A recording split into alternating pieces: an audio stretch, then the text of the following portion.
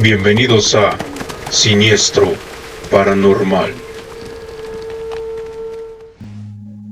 Esta es una de las más inquietantes porque no ocurrió en un panteón antiguo de ciudad, sino en un cementerio rural en la zona de las montañas altas de Veracruz, donde la niebla es tan espesa que a veces no puedes ni verte las manos. Le sucedió a un joven llamado Beto, que aceptó cubrir el turno de su abuelo como velador durante una semana. Era su tercera noche. Beto estaba en la pequeña caseta de la entrada cuando empezó a escuchar un sonido metálico. Era el sonido de algo pesado siendo arrastrado sobre las lápidas de piedra. Pensó que era un perro que se había metido con alguna cadena al cuello, así que tomó su linterna y salió. El sonido venía de la parte más vieja del panteón, donde las tumbas son montículos de tierra con cruces de madera podrida. Al iluminar hacia el fondo, vio a un hombre de espaldas, encorvado, que parecía estar escarbando con las manos. Beto le gritó: «¡Ey! Ya es tarde, sálgase de ahí o llamo a la policía». El hombre no respondió, pero se detuvo. Lentamente empezó a acostarse sobre una tumba, pero no a un lado, sino que parecía que se estaba hundiendo en la piedra.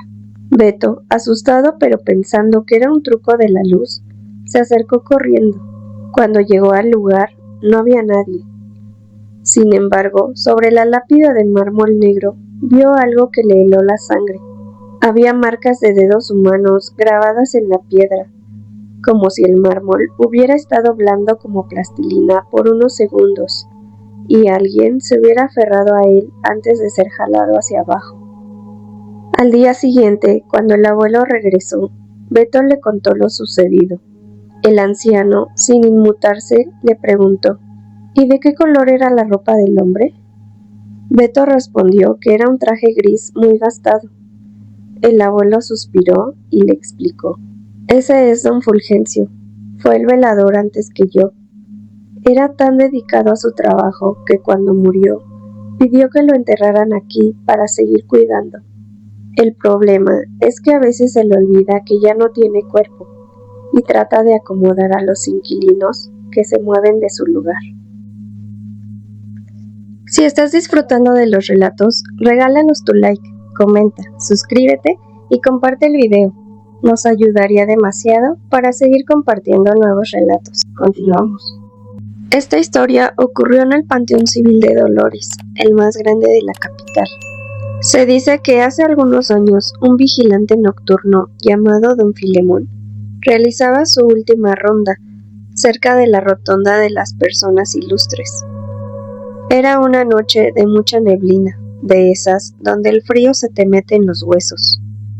A lo lejos vio a una mujer joven, vestida con un abrigo negro muy elegante, de pie frente a una de las tumbas. Don Filemón, pensando que se trataba de una familiar que se había quedado encerrada por accidente, se acercó para escoltarla a la salida. A medida que se acercaba, notó que la mujer no emitía ningún sonido de pasos. Cuando estuvo a un par de metros, ella se giró. Tenía una palidez extrema, pero una belleza que él describió como congelada. Ella le entregó un pequeño sobre y le pidió un favor. «Por favor, llévele esto a mi madre. Ella vive muy cerca de aquí y está muy preocupada por mí». Don Filemón, confundido pero queriendo ayudar, aceptó el sobre. La mujer caminó hacia un pasillo de criptas y en un parpadeo de neblina desapareció. El vigilante la buscó por varios minutos, pero no había rastro de ella, y todas las puertas de esa sección estaban cerradas con candado. Al día siguiente, cumpliendo su palabra, fue a la dirección que decía el sobre. Una mujer mayor le abrió la puerta. Cuando don Filemón le entregó el sobre y le explicó que su hija se lo había dado anoche en el panteón, la anciana rompió en llanto. La mujer hizo pasar al vigilante y le mostró una fotografía en la sala. Era la misma joven del abrigo negro. La anciana le explicó que su hija había fallecido exactamente un año atrás y que esa noche se cumplía su aniversario luctuoso. Cuando la madre abrió el sobre frente al vigilante, no había una carta de despedida. Lo que había dentro era un escapulario que la joven llevaba puesto el día de su entierro y que, inexplicablemente, ya no estaba en el ataúd cuando realizaron una exhumación por trámites administrativos semanas después.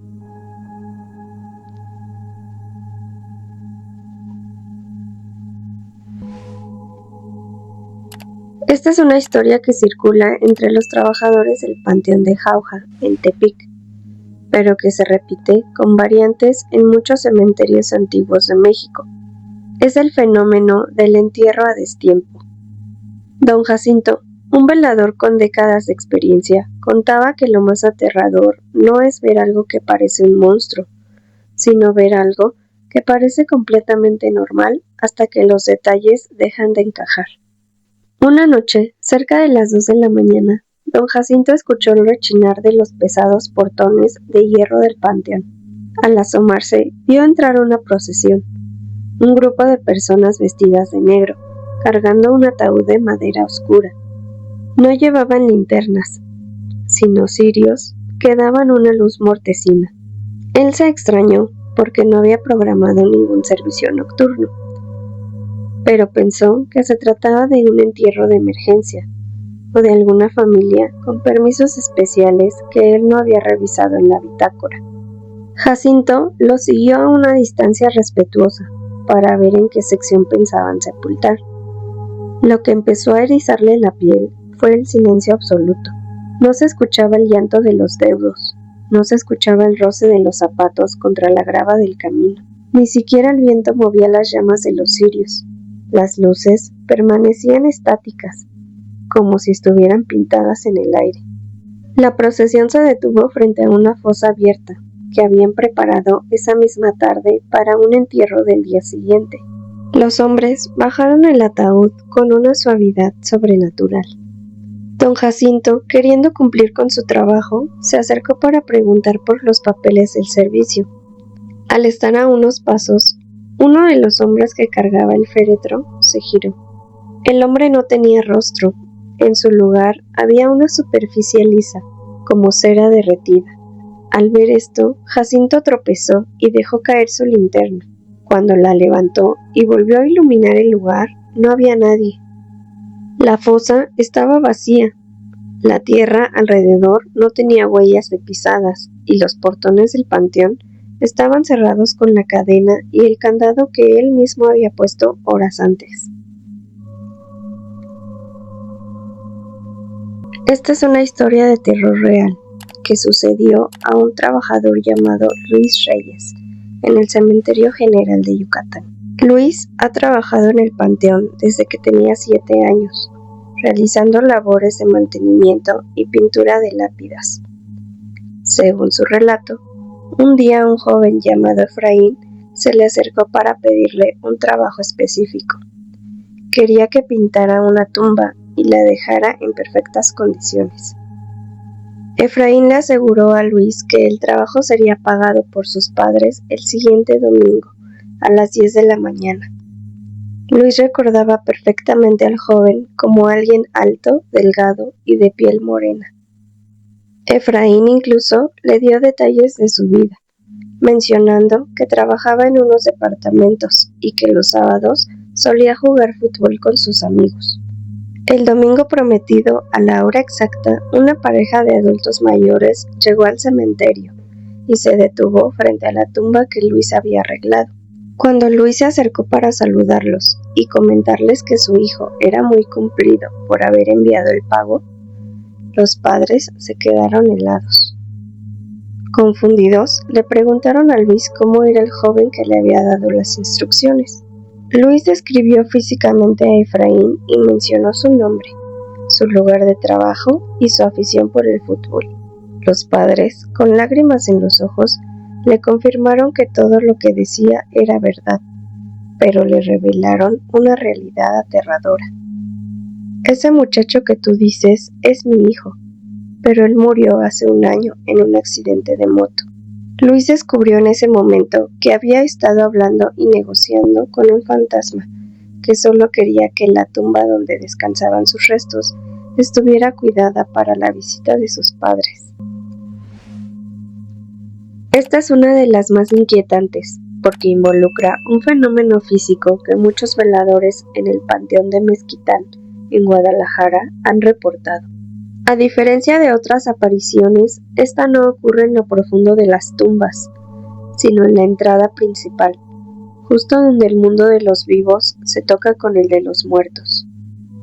Don Matías, un velador que trabajó allí por más de 20 años, contaba que una noche de lluvia intensa vio estacionarse un taxi, justo enfrente a la puerta principal del panteón. De él bajó un hombre vestido con un traje gris impecable, algo muy extraño para la hora y el clima. El hombre se acercó a la reja y con una voz extremadamente educada y tranquila, le dijo a Matías: «Buenas noches, oficial. Vengo a pagar una deuda. Mi esposa se quedó aquí ayer y olvidé dejarle su pasaje». Matías, acostumbrado a gente confundida por el duelo, le explicó que el panteón estaba cerrado y que no podía recibir dinero ni dejarlo pasar. El hombre insistió, sacó un billete antiguo, de esos que ya no circulan, y lo pasó por entre los barrotes. «Déselo a ella, vive en el pasillo 4, fosa 112. Ella sabe que siempre cumplo», dijo el sujeto antes de subir al taxi y desaparecer en la penumbra. Intrigado y con un escalofrío recorriéndole la espalda, Matías guardó el billete. Al día siguiente, por curiosidad, buscó la ubicación en los libros de registro. La fosa 112 del pasillo 4 correspondía a una mujer que había sido sepultada hace exactamente 10 años. Decidió ir a la tumba. Al llegar, se encontró con algo que lo dejó mudo. Sobre la lápida de piedra, que estaba seca a pesar de la lluvia de la noche anterior, descansaba un ramo de flores frescas. Justo en la ranura de la cripta había una moneda, de la misma época del billete que el hombre le había dado. Lo más aterrador de este relato es lo que le pasó a Matías después. Al tocar el billete que el hombre le entregó, sintió un calambre eléctrico que le subió por el brazo. Durante 3 días, su mano derecha estuvo completamente helada, como si hubiera estado metida en hielo seco. Los médicos no encontraron explicación, pero los otros veladores le dijeron la verdad. «Matías, tocaste a un cobrador». Son ánimas que se encargan de cerrar los pendientes que los vivos dejaron a medias. No era un hombre, era el último recuerdo de un esposo que no pudo despedirse.